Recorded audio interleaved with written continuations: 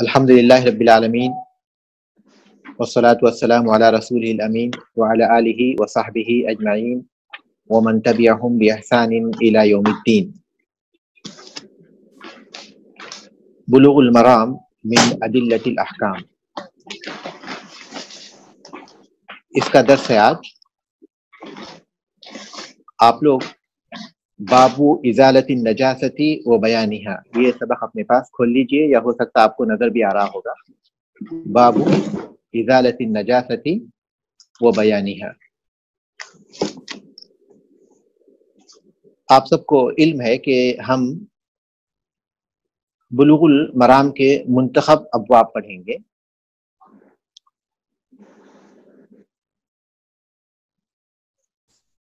عمدۃ الفقہ میں ہم تفصیل کے ساتھ مسائل پڑھ رہے ہیں، اور یہاں ہم جو منتخب ابواب ہیں وہ ابواب پڑھیں گے۔ تو اب جو باب ہمارے سامنے ہے وہ ہے بابو ازالت النجاستی و بیانہا، نجاست کو دور کرنے اور اس کی تفصیلات کا باب۔ نجاست کو دور کرنے اور اس کی تفصیلات کا باب، نجاست کی تفصیلات اور اس کو دور کرنے کا طریقہ۔ نجاست کسے کہتے ہیں؟ تو اس کی تعریفوں میں سے ایک معروف تعریف ہے کل عین یجب التطہر منہا، ہر وہ چیز جس سے پاکی حاصل کرنا واجب ہے۔ نجاست گندگی اور پلید کو کہتے ہیں، اور اصطلاح میں نجاست ہر اس چیز کو کہتے ہیں جس سے پاکی حاصل کرنا واجب ہے۔ اگر کپڑے اور بدن وغیرہ کو لگ جائے تو اسے دھونا اور صاف کرنا ضروری ہے۔ نجاست کو زائل کرنے کے لیے کیا نیت کرنا ضروری ہے؟ یہ ایک سوال ہے۔ تو نجاست کو زائل کرنے کے لیے مثال کے طور پر اگر کسی شخص کے کپڑوں پر پیشاب کے دھبے پڑے ہوں تو کیا اسے یہ نیت کرنا ہے اپنے دل میں کہ وہ پیشاب کے دھبوں سے اپنے کپڑوں کو صاف کر رہا ہے؟ تو اس کے لیے نیت کی ضرورت نہیں ہے، اس لیے کہ یہ عبادت کے باب سے نہیں ہے۔ عبادت کے لیے نیت ضروری ہے، لیکن نجاست کے لیے نیت ضروری نہیں ہے۔ اگر کسی شخص کے کپڑوں پر پیشاب کے کچھ دھبے پڑے تھے اور آسمان سے بارش ہوئی اور وہ پانی ان دھبوں پر پڑا اور جس کی وجہ سے وہ کپڑے پاک ہو گئے، تو وہ اس کے لیے کافی ہے، نیت کی ضرورت نہیں ہے۔ کسی بھی طرح سے اگر نجاست دور ہو جاتی ہے تو اس سے پاکی حاصل ہو جاتی ہے۔ نجاست کی اہل علم نے 3 قسمیں بیان کی ہیں، ایک مغلظہ، دوسری مخففہ اور تیسری متوسطہ۔ مغلظہ یعنی جس کی نجاست شدید ہے، مخففہ جس کی نجاست معمولی ہے یا ہلکی پھلکی ہے، اور متوسطہ جس کی نجاست درمیانی ہے۔ نجاست مغلظہ کتے کی نجاست ہے۔ کتا اگر کسی برتن میں منہ ڈال دے تو اسے 7 دفعہ دھونا ضروری ہے، دن میں 1 مرتبہ اس کو مٹی سے دھوئیں گے، یہ نجاست مغلظہ ہے۔ دوسری نجاست مخففہ ہے، جیسے لڑکا اگر دودھ پینے کی عمر میں، کھانا کھانے سے پہلے لڑکا اگر دودھ پینے کی عمر میں پیشاب کر دے تو یہ نجاست مخففہ ہے، اسے دھونے کی ضرورت نہیں، بلکہ اس پر پانی کے چھینٹے ڈال دیے جائیں، پانی چھڑک دیا جائے تو وہ پاک ہو جاتا ہے، یہ نجاست مخففہ ہے۔ اور تیسری نجاست متوسطہ ہے، درمیانی درجے کی نجاست، وہ ان کے علاوہ ساری نجاستیں ہیں، پیشاب ہے، حیض و نفاس کا خون ہے، بہتا ہوا خون ہے، باقی جتنی بھی چیزیں ہیں وہ نجاست متوسطہ میں آتے ہیں۔ اب آئیے اس باب کی احادیث کی طرف۔ عن انس بن مالک رضی اللہ تعالی عنہ قال سئل رسول اللہ صلی اللہ علیہ وسلم عن الخمر تتخذ خلا قال لا اخرجہ مسلم۔ انس بن مالک رضی اللہ تعالیٰ عنہ سے روایت ہے، کہتے ہیں کہ رسول اللہ صلی اللہ علیہ وسلم سے شراب سے سرکہ بنانے کے بارے میں سوال کیا گیا، شراب سے سرکہ بنانے کے بارے میں دریافت کیا گیا، تو آپ نے فرمایا کہ نہیں، یہ جائز نہیں۔ اس حدیث کو امام مسلم رحمہ اللہ نے روایت کیا ہے۔ حدیث کے راوی ہیں انس بن مالک رضی اللہ تعالیٰ عنہ، ابو حمزہ ان کی کنیت ہے، معروف صحابی ہیں، ہجرت سے 10 سال پہلے مدینے میں پیدا ہوئے اور 90 ہجری میں ان کا انتقال ہوا۔ بصرے میں انتقال کرنے والے یہ سب سے آخری صحابی جلیل القدر صحابی ہیں، ان سے بہت سی احادیث روایت کی گئی ہیں۔ اہل علم نے ان سے روایت کردہ احادیث کی تعداد 2286 بیان کی ہے، جن میں متفق علیہ 180 ہیں اور صحیح بخاری میں 80 ہیں اور صحیح مسلم میں 90 ہیں۔ اس کے علاوہ ان کی دوسری جو احادیث ہیں وہ حدیث کی دیگر کتابوں میں بیان کی گئی ہیں۔ اب آئیے حدیث کی طرف۔ سئل رسول اللہ صلی اللہ علیہ وسلم، رسول اللہ صلی اللہ علیہ وسلم سے سوال کیا گیا، تو یہ سوال شراب کی حرمت کا حکم نازل ہونے کے بعد تھا۔ جب شراب کی حرمت کے احکام نازل کیے گئے تو اس کے بعد یہ سوال کیا گیا، اور سوال کرنے والے کون تھے؟ جیسا کہ دیگر احادیث میں اس کی تفصیلات آتی ہیں کہ سوال کرنے والے ابو طلحہ انصاری رضی اللہ تعالیٰ عنہ تھے۔ ابو طلحہ انصاری رضی اللہ تعالیٰ عنہ کی کفالت میں کچھ یتیم تھے جن کی شراب تھی، یعنی شراب کی حرمت کے احکام نازل ہونے سے پہلے وہ شراب کو بیچتے تھے، تو ان کے پاس کچھ شراب تھی اور وہ اس شراب کے مالک تھے۔ جب شراب کی حرمت کا حکم نازل ہوا تو ابو طلحہ رضی اللہ تعالیٰ عنہ کو اندیشہ ہوا کہ اس طرح یتیموں کا بڑا نقصان ہو جائے گا، تو انہوں نے اللہ کے رسول صلی اللہ علیہ وسلم سے سوال کیا کہ جو شراب ان یتیموں کی رکھی ہوئی ہے، اگر اس کو شرکے میں تبدیل کر دیا جائے، شرکے میں بدل دیا جائے، سرکے میں بدل دیا جائے، تو کیا یہ چیز جائز ہوگی؟ تو اللہ کے رسول صلی اللہ علیہ وسلم نے فرمایا کہ نہیں، یہ جائز نہیں ہے۔ شراب تو بالکل معروف ہے، ہر وہ چیز جس سے نشہ ہوتا ہو لذت کے ساتھ، یہ شراب ہے، چاہے وہ کھجور سے بنائی جائے یا انگور سے بنائی جائے یا جو سے بنائی جائے یا گہوں سے بنائی جائے یا کسی بھی چیز کے ذریعے بنائی جائے، یہ شراب ہے۔ تو اللہ کے رسول صلی اللہ علیہ وسلم سے شراب کو سرکے میں بدل کر اسے استعمال کرنے کے بارے میں پوچھا گیا، تو آپ صلی اللہ علیہ وسلم نے فرمایا کہ یہ جائز نہیں ہے۔ اس حدیث سے جو فوائد ہمیں ملتے ہیں ان میں پہلا فائدہ یہ ہے کہ شراب حرام ہے۔ جب شراب کو تبدیل کر کے سرکہ بنانا حرام ہے تو شراب بدرجے اولا حرام ہے۔ شراب کی حرمت کتاب سے ثابت ہے، سنت سے ثابت ہے، اجماع امت سے ثابت ہے، یہاں تک کہ اہل علم کہتے ہیں کہ جو شخص شراب کی حرمت کا انکار کرتا ہے تو گویا وہ کتاب و سنت کا انکار کرتا ہے۔ اس حدیث کا دوسرا فائدہ یہ ہے کہ شراب سے سرکہ بنانا حرام ہے، شراب کا سرکہ بنانا حرام ہے، کیونکہ شراب کو تو پھینکنے اور اسے بہا دینے کا حکم دیا گیا، تو اس کو تحویل کر کر اگر سرکہ بنا دیا جائے تو یہ جائز نہیں ہوگا۔ اور تیسرا جو فائدہ یہ ہے کہ شراب کا ہر قسم کا استعمال حرام ہے، اسے سرکہ بنا کر استعمال کیا جائے یا کسی دوسری شکل میں استعمال کیا جائے تو وہ حرام ہوگا، کیونکہ اسے پھینکنے کا حکم دیا گیا ہے۔ اور چوتھا فائدہ یہ معلوم ہوتا ہے کہ سد ذرائع، یعنی کوئی چیز حرام ہے تو اس کے اسباب کو ختم کرنا، یہ شریعت کے اہم قواعد میں سے ہے۔ اگر شراب کے بنے ہوئے سرکے کو جائز کر دیا جاتا تو پھر یہ شراب تک پہنچنے کا ایک وسیلہ اور سبب بن جاتا، تو ذرائع کو ختم کرنے کے لیے ایسے سرکے کو حرام کر دیا گیا جو شراب سے بنایا جاتا ہو۔ تو اس سے معلوم ہوتا ہے کہ سد ذرائع یعنی جو چیز حرام ہے اس کے اسباب کو بھی ختم کرنا یہ شریعت کے اہم قواعد میں سے ہے۔ یہاں ایک سوال پیدا ہوتا ہے کہ شراب سے سرکہ بنانا حرام ہے، لیکن اگر شراب رکھی ہو اور وہ خود بخود سرکہ بن جائے، اس کے اندر کوئی تبدیلی ہو جائے جس کی وجہ سے وہ سرکہ بن جائے، اس کو بنائے بغیر از خود اس کے اندر یہ تبدیلی پیدا ہو جائے، تو کیا وہ حلال ہوگی؟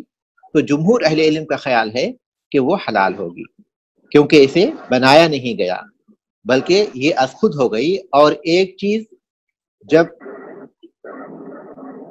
تحویل ہو جاتی ہے کسی دوسری چیز میں، ایک چیز جب کسی دوسری چیز میں تحویل ہو جاتی ہے تو پھر وہ حلال ہوتی ہے۔ جب تک وہ شراب تھی وہ حرام ہے، اور جب وہ سرکہ بن گئی تو وہ حلال ہے۔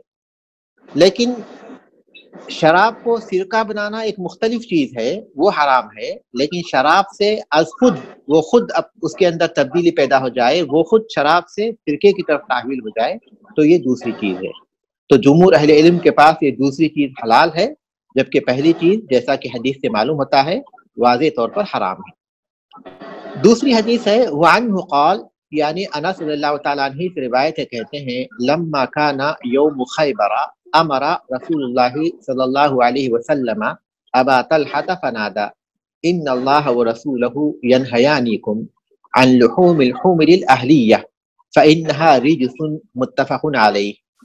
انس رضی اللہ تعالیٰ عنہ سے روایت ہے، وہ کہتے ہیں کہ خیبر کے روز رسول اللہ صلی اللہ علیہ وسلم نے ابو طلحہ رضی اللہ تعالیٰ عنہ کو حکم دیا، ابو طلحہ رضی اللہ تعالیٰ عنہ کو حکم دیا کہ وہ اعلان کرے۔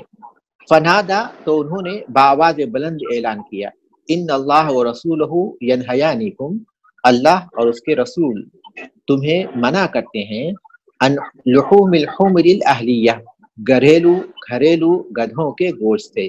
اللہ اور اس کے رسول تمہیں گھریلو گدھوں کے گوشت سے منع کرتے ہیں۔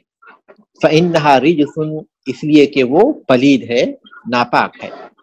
حمر یہ حمار کی جمع ہے جس کے معنی گدھے کے ہیں۔ الاہلیہ یہ اہل کی طرف نسبت ہے، کیونکہ اسے آبادی میں گھروں پر اسے پالا جاتا ہے، تو وہ گھریلو گدھے اس کا ترجمہ کیا جاتا ہے۔ رجسن کے معنی تو گندگی کے ہیں۔ حدیث کے راوی ابو طلحہ ہیں، اس حدیث کے راوی تو انس ہیں، لیکن انہوں نے ذکر کیا کہ ابو طلحہ رضی اللہ تعالیٰ عنہ کو اللہ کے رسول صلی اللہ علیہ وسلم نے اعلان کرنے کا حکم دیا۔ ابو طلحہ یہ زید ابن سہل ہیں، ان کا نام ہے زید ابن سہل الانصاری۔ ہجرت سے 36 سال پہلے ان کی ولادت ہوئی، اور 34 ہجری میں ان کا انتقال ہوا۔ انتقال کے وقت ان کی عمر 70 سال تھی۔ عثمان ابن عفان رضی اللہ تعالیٰ عنہ کی خلافت کا دور تھا، اور انہوں نے ان کی نماز جنازہ پڑھائی۔ بیعت عقبہ ثانیہ میں یہ 12 نقبہ میں سے تھے، تمام غزوات میں شریک رہے، اور یہ شہ سوار صحابہ میں شمار کیے جاتے ہیں جنہوں نے کافی جنگوں میں کافی بڑے کارنامے انجام دیے۔ ان سے تقریباً 20 سے زائد احادیث روایت کی جاتی ہیں، جن میں 2 متفق علیہ ہیں، اور ایک صحیح بخاری میں ہے، ایک صحیح مسلم میں ہے، اور باقی حدیث کی دیگر کتابوں میں۔ اس حدیث سے یہ بات معلوم ہوتی ہے کہ گھریلو گدھوں کا گوشت حرام ہے، اس لیے کہ وہ گندگی ہے۔ تو آئیے اس حدیث کے فوائد پر غور کریں۔ اس حدیث کا ایک فائدہ یہ ہے کہ گدھے کا گوشت بالاتفاق حرام ہے، اور دوسرا فائدہ یہ ہے کہ اس کے تمام اجزاء حرام ہیں۔ گوشت کا ذکر کیا گیا، لیکن جب اس کی حرمت ہے تو اس کے جو دوسری اجزاء ہیں وہ بھی حرمت میں شامل ہیں۔ تیسرا فائدہ یہ ہے کہ جنگلی گدھے کا گوشت حلال ہے، کیونکہ جب کہ گھریلو گدھوں کا گوشت حرام ہے، جنگلی گدھے ہیں ان کا گوشت حلال ہے۔ گدھے کے جھوٹے کے بارے میں کہ اگر گدھا کسی برتن میں منہ ڈال دے تو اس کا جھوٹا حلال ہے، یا ناپاک ہے، پاک ہے یا ناپاک ہے، اس سلسلے میں اہل علم کا اختلاف ہے۔ ائمہ اربعہ اس طرف گئے ہیں کہ اس کا جوٹھا پاک ہے، گدھے کا جوٹھا پاک ہے، جیسے بلی کا جوٹھا پاک ہے۔ اس حدیث سے ایک فائدہ یہ بھی معلوم ہوتا ہے کہ شرعی احکام جہاں تک ہو سکے وہاں تک انسان کو پہنچانے کی کوشش کرنی چاہیے، کیونکہ اللہ کے رسول صلی اللہ علیہ وسلم نے ابو طلحہ رضی اللہ تعالیٰ عنہ کو حکم دیا اعلان کرنے کا، کیونکہ ان کی آواز بلند تھی اور ان کی آواز دور دور تک پہنچ سکتی تھی۔ اس سے یہ بات معلوم ہوتی ہے کہ شرعی احکام انسان جہاں تک پہنچا سکے اپنی طاقت کے مطابق اسے پہنچانے کی کوشش کرنی چاہیے۔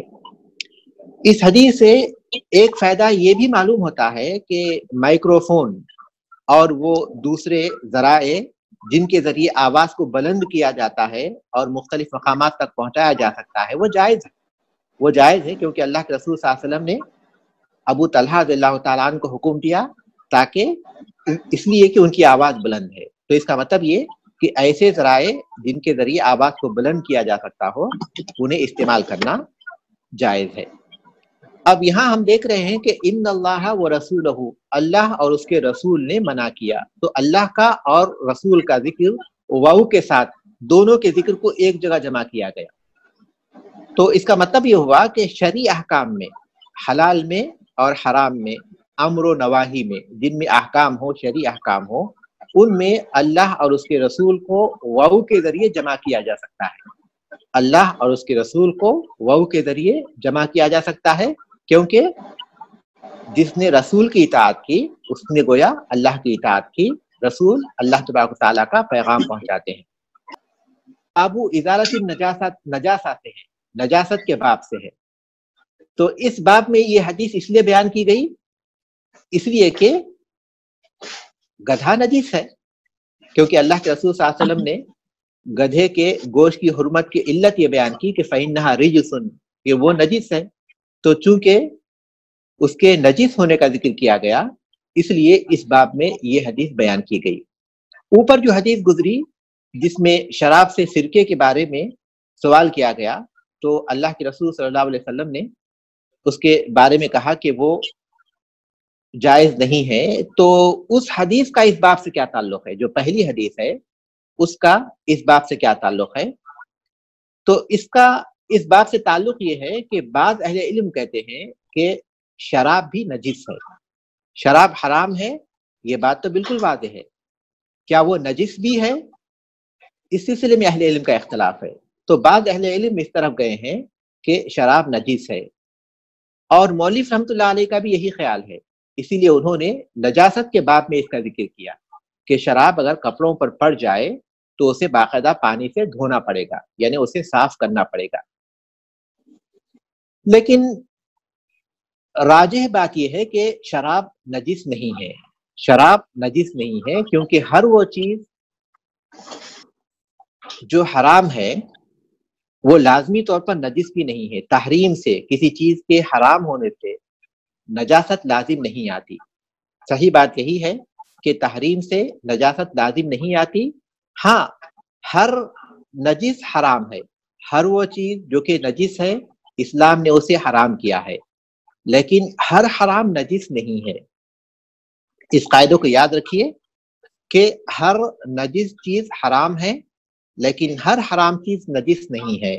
مثال کے طور پر ریشم اور سونا جو مردوں کے لیے حرام کیا گیا لیکن وہ نجس نہیں ہے، وہ نجس نہیں ہے۔ اب آئیے اس باب کی تیسری حدیث کی طرف۔ وعن عمرو بن خارجہ رضی اللہ تعالیٰ عنہ قال، عمرو بن خارجہ رضی اللہ تعالیٰ عنہ سے روایت ہے، کہتے ہیں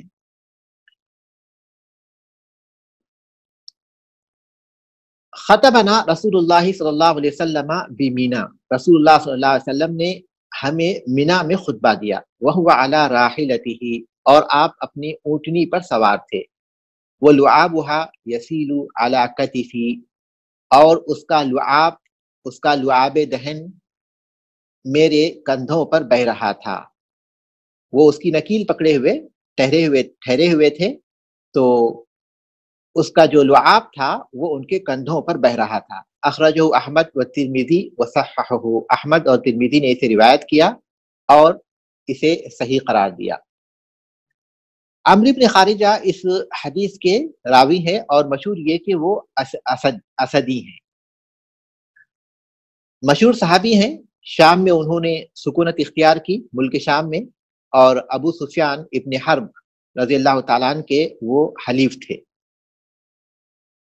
اس حدیث سے جو بات معلوم ہوتی ہے وہ یہ کہ اللہ کے رسول صلی اللہ علیہ وسلم جب مینا میں خطبہ دے رہے تھے تو یہ اس اونٹنی کی نکیل پکڑے کھڑے ہوئے تھے، تو اونٹنی کا جو لعاب تھا ان کے کندھوں پر گر رہا تھا۔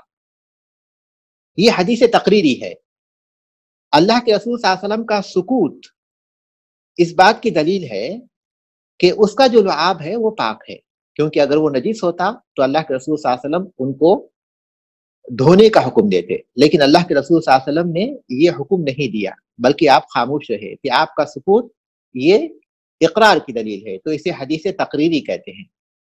تو اس حدیث سے معلوم ہوتا ہے کہ اونٹنی کا جو لعاب ہے، اونٹنی کا لعاب دہن پاک ہے، اگر کپڑوں پر پڑ جائے تو کپڑوں کو دھونے کی ضرورت نہیں ہے۔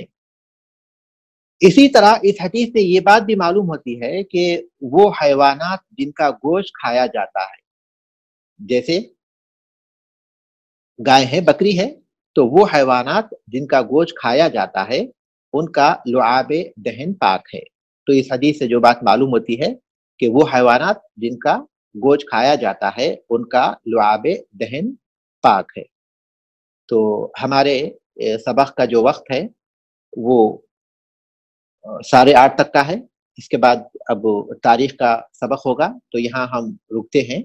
اگرچہ کہ ہماری یہ کوشش ہونی چاہیے کہ کم سے کم 5 احادیث ہم ایک درس میں پڑھ لیں، ایک درس میں کم سے کم 5 احادیث پڑھ لیں، تاکہ جو مقرر ہے اس سال کے نصاب میں وہاں تک ہم پہنچ سکیں۔ تو بہرحال ہم یہ کوشش کریں گے کہ کم سے کم 5 احادیث ایک سبق میں پڑھ لیا کریں۔ اب اس کے بعد اس باب میں تقریباً 5 احادیث ہی باقی ہیں، 5 احادیث اب اس باب میں باقی رہ گئی ہیں۔